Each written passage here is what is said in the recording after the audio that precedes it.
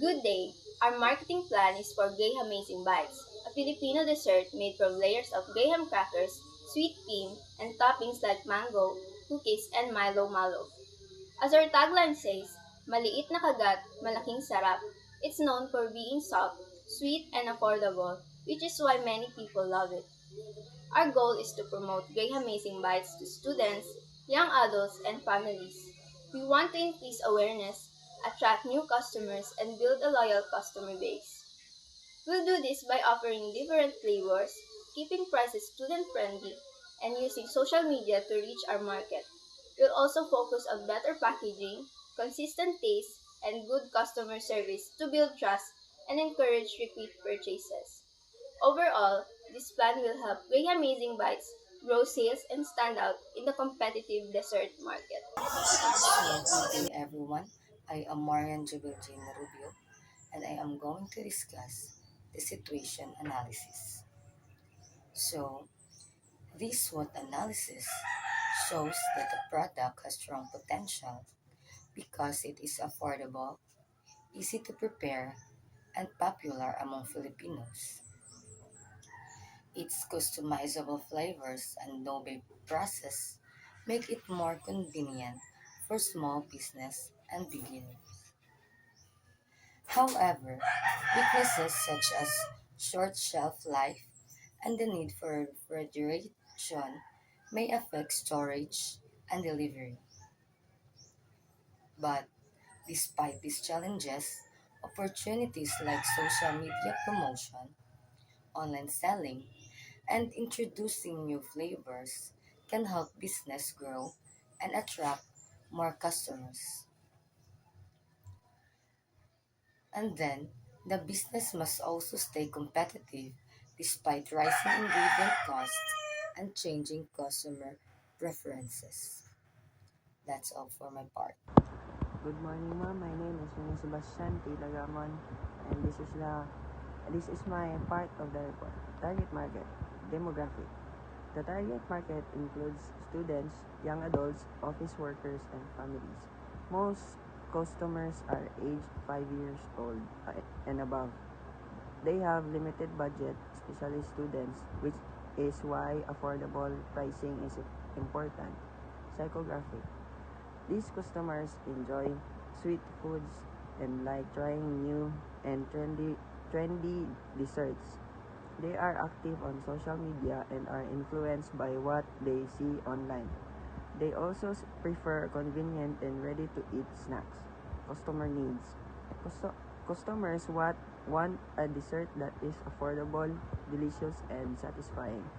They look for products that are easy to buy, visually appealing, and available in different flavors.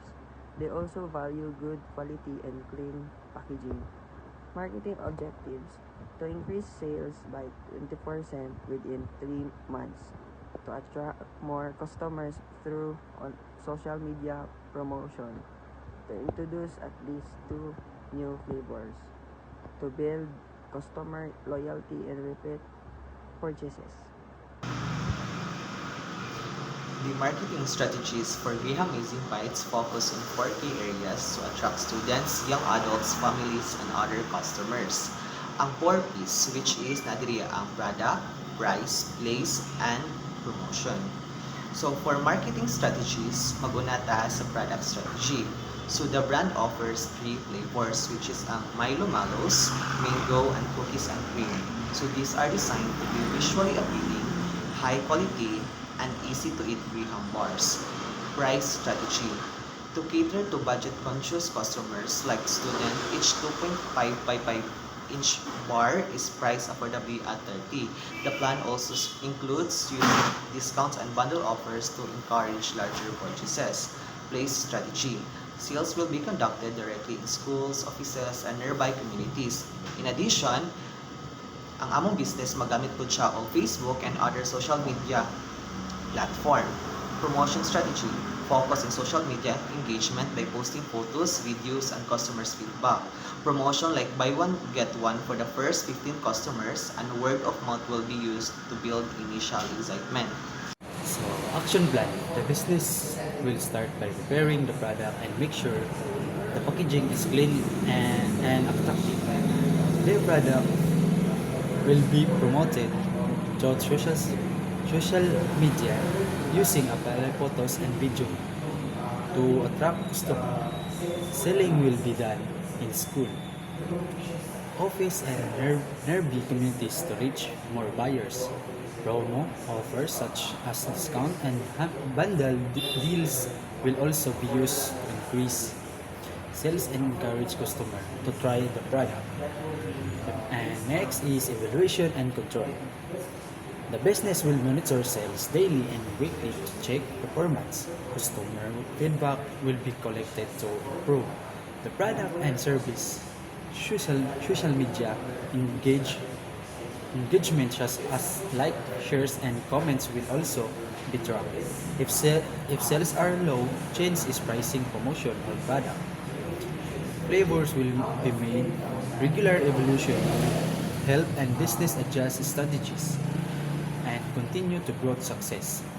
KPIs: revenue number of packs sold times price per pack. 50 times 25 equal 1,250. Total revenue is 1,250 per daily. That's all. Thank you.